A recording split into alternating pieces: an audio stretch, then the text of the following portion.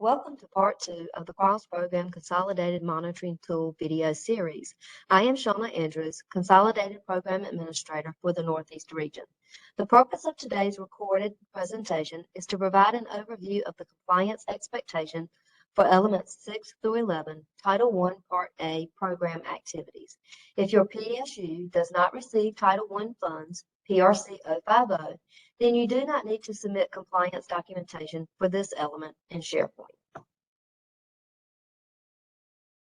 Before we begin this conversation about the Title I Part A elements found on the CPCM tool, you may find it helpful to have a hard copy or a digital copy of the tool so that you can follow along with me. The monitoring tool can be found on the Office of Federal Programs website on the Cross-Consolidated Monitoring webpage. Element 6 is the first element for Title I Part A. Right to know documentation is an essential part of Element 6. We begin with dissemination of the state annual report card at the PSU and school level. The PSU website should include a link to the PSU state report card. This should be easily accessible to parents. Schools should send home report cards and place the link on the school website. Multiple dissemination efforts should be documented. Title I schools should also share information with parents that help them understand the academic achievement and growth on each required assessment. The Right to Know letter informs parents of their rights to request teacher and paraprofessional qualifications. Parents should know the process for requesting this information. Schools should keep a record of any request for this information. In addition to teacher and paraprofessional qualifications, it is also required to share information with parents about testing rights for all state and local testing. An opt-out form or letter should be available for parents to complete. Information should also be shared with parents to help them understand academic achievement and growth on each required assessment. Parents should be notified if a teacher is in place for 4 or more consecutive weeks and does not meet certification or licensure requirements. If your PSU does not have any teachers who do not meet certification or licensure requirements, it is still required for you to have a template ready in case this occurs during the school year. In addition to notifying parents about teachers who do not meet licensure requirements, a parent also has the right to be notified if a substitute is teaching in a classroom for 4 or more consecutive weeks. An example of this could include teachers on maternity leave or an unanticipated vacancy. The next item in Element 6 is notification for the parents or guardians of English language learners about the results of the English language proficiency test. Parents of EL students should be involved in the education of their children and active participants in assisting their children to attain English proficiency, achieve at high levels within a well-rounded education, and meet the challenging state academic standards expected of all students. The PSU should have evidence of the work completed to provide assistance and training to parents to meet these requirements. Collaboration between schools and parents is imperative to meet this requirement. The PSU website is one way to provide information to parents. The website should include detailed information about testing, as noted in the sub-bullets above. As parents' right to know is extremely important. The streamlined communication a PSU could combine the teacher and paraprofessional qualifications with testing transparency. If you decide to do this, please ensure all required information is included in the letter. Always be ready with procedures and protocols in place. As we look at Element 7, we will look at it in 3 parts: the equity plan, child welfare, and reduction of discipline. It is important whenever stakeholder input is gathered and meetings are held that we remember the importance of SAM, sign-in sheets, agendas, and meeting minutes. PSUs upload equity plans in CCIP by December 1st of each year. We must remember that this is an ongoing process. Stakeholders must have input in the development, review, and evaluation of the plan. Required documents include documentation of stakeholder involvement, staff communication regarding the plan and implementation, outline and summary of procedures used by the school to verify certification and licensure requirements for staff paid with Title I funds, and a list of staff positions being paid using Title I funds. The list should not include staff names, but should include the school site, grade level, subject taught, and position. For child welfare, again, don't forget SAM whenever collaboration or training occurs. For child welfare, evidence of collaboration with child welfare agencies should be included. In addition to collaboration with agencies, what PD or training are you providing about how to effectively collaborate with child welfare agencies? Keep emails and memos and include a list of the names of points of contact and job titles at both the agency and PSU level. Reduction of discipline. Reduction of discipline practices to reduce the loss of instructional time is a key component of Element 7. Evidence of meetings and or events at which plans or evaluations of efforts to reduce the removal of students from classroom for discipline purposes is required. In addition, PSU should describe the programs or procedures designed to reduce the use of discipline practices that remove students from the classroom. Element 8 includes homeless, neglected, or delinquent and pre-K. I am Laura Popp, Consolidated Program Administrator for the Sand Hills region. I am also a point of contact for Title I Part D. The websites for the North Carolina Homeless Education Program and the North Carolina Foster Education Program are great resources to use when implementing protocols and resources for displaced families. To meet the requirements for monitoring, evidence of meetings and or events at which staff members planned programs or services for homeless students is required. In addition to this, PSU should have evidence of training and outreach activities, as well as documentation of services that have been provided or are planned for eligible homeless students. In addition to homeless programming, Element 8 corresponds with PSUs receiving Title I Part D funds for neglected or delinquent students. Required documentation includes dated records from meetings or events at which staff members planned programs or services to neglected or delinquent students. Documentation from training, outreach activities offered to community, and or staff members in support of services provided to neglected or delinquent students. And documentation from district and or staff meetings where the instructional program, including assessment, monitoring, and program evaluation for students at neglected and delinquent institutions was planned and or reviewed. Also required are documentation of services that have been provided or are planned for neglected or delinquent students.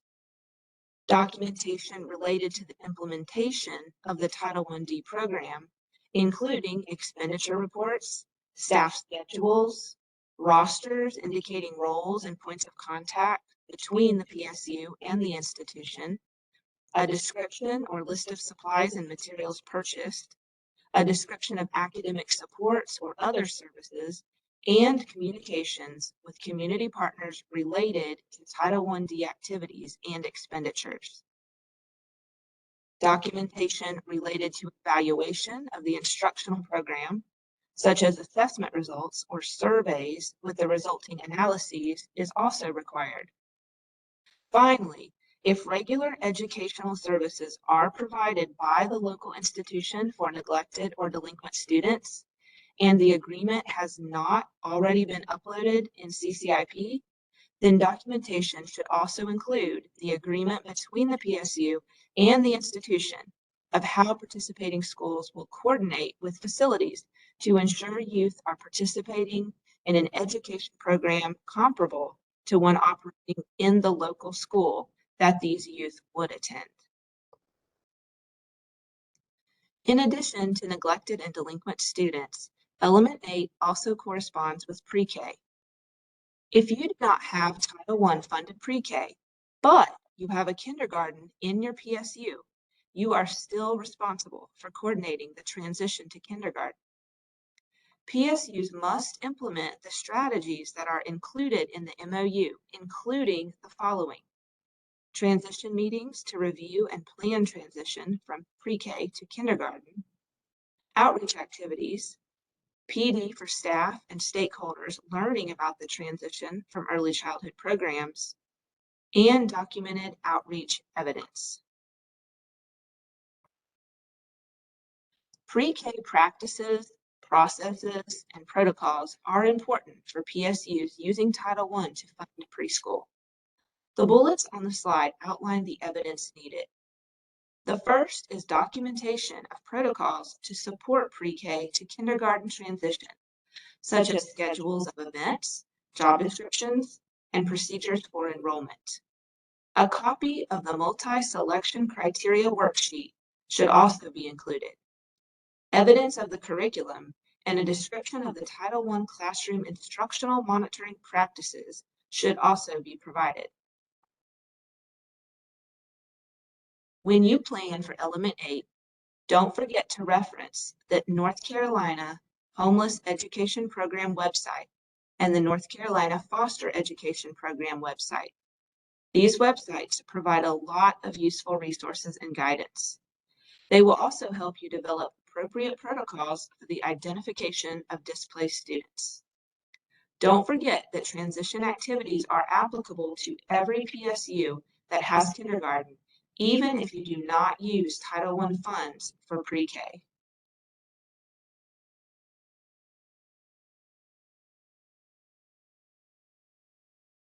Hello, I am Dr. Pauletta Thompson, and I am the Consolidated Program Administrator for the Office of Federal Programs. I have the pleasure of sharing information pertaining to Element 9 and Element 10 of the Cross Program Consolidated Monitoring Tool. Element 9 of the Cross Consolidated Monitoring Tool relates to the appropriate uses of Title I funds. First, to demonstrate compliance with this element, all PSUs must include the occupational survey and enrollment packets. PSUs must demonstrate compliance by sharing the process used to provide the occupational surveys from the enrollment packets with the NCDPI MEP staff. Any PSU receiving PRC 051 funds must provide evidence of participation with DPI and provide training for ID&R and quality insurance. During the monitoring event, MEP certificates of eligibility will be randomly sampled using a secure server. For Title I funded professional development, the PSU needs to submit evidence of the Title I professional development activities, which must include a focus on improving instruction and the use of data.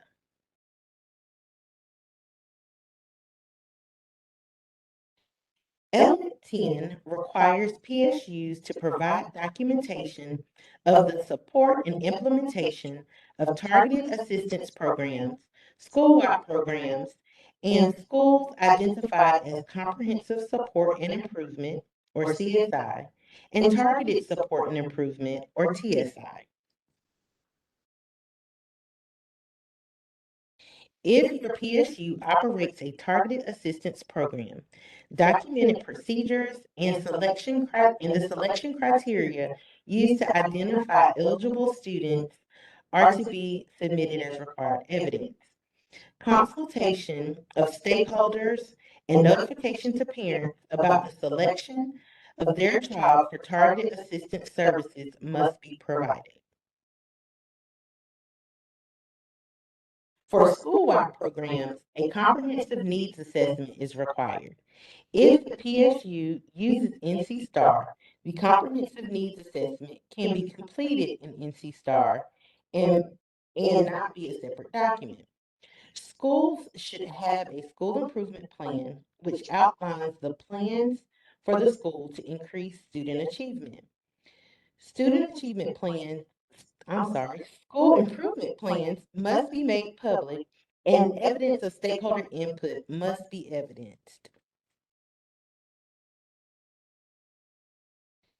If a school is designated as CSI or TSI, they will work with the Office of Federal Programs School Improvement Team, Ms. Tanisha Madry or Mr. James Pop, for the purposes of the cross-consolidated monitoring, comprehensive needs assessments for the school, the board approval for CSI or TSI plans, and evidence of stakeholder input should be demonstrated. A timeline of interventions should be included in the plan.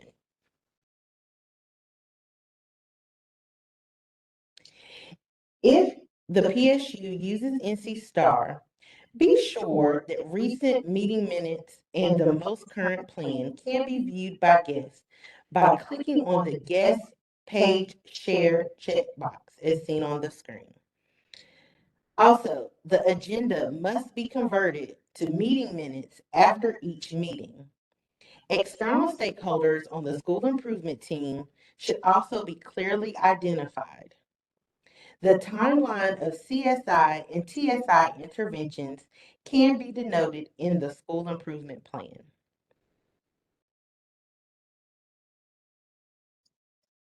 Element 11, Parent and Family Engagement. Stakeholder input is required throughout Element 11. The Parent and Family Engagement Policy should be developed with input from a diverse representation of parents. Parents and stakeholder groups should have input in the development and evaluation of the district policy. The website for the Parent Family Engagement Policy should be placed on the district website and be easily accessible. In addition to posting the PFD policy on the district website, the district should also find a second method for distribution of the policy. School Parent Compact. Families must be involved in the development and review of the School Parent Compact. The School Compact should be specific for the school, and one generic compact must not be used for the district. Documentation should reflect development and revision of the compact. Documentation should not only reflect review of the compact. School-level parent and family engagement activities. How are you building the capacity of parents to help them support their child's learning? The ways in which the PSU and Title I schools do this should be documented in Element 11. In order to build the capacity of parents to support students, we must, in addition, build the capacity of our staff to support parents. Evidence should be provided of this professional development. District involvement in parent-family engagement activities. Public school units should assist Title I schools in implementing PFD activities. Examples of this assistance and support are listed on the slide. Best practices for parent and family engagement are included here. Ensure the compact is a useful document that can be shared with families during events such as conferences and attendance meetings. Be sure to capture attendance records for in-person and virtual events. Discuss and garner feedback about PFE policy during Parent Advisory Council meetings. Did you know there are a series of videos that you can view to prepare for your monitoring event? There are 2 required videos for all PSUs preparing for a monitoring visit. The first required video is the Monitoring Guidelines video. This video provides an overview of the entire monitoring event, from notification to the closing letter. Also, all PSUs should watch Part 1 of the CPCM Monitoring Instrument Series. This video provides general guidance related to documentation and a comprehensive review of the required consolidated elements 1 through 5, on the CPCM instrument, which apply to all PSUs. Before the pre-monitoring meeting with the lead program administrator for the monitoring event, Please be sure to view the optional videos for the title programs in which the PSU participates. The required and optional videos will be hyperlinked to this presentation and posted on the Office of Federal Programs website. Thank you for viewing the video presentation for Elements 6 through 11 for Title I Part A program activities. Please let us know if you have any questions.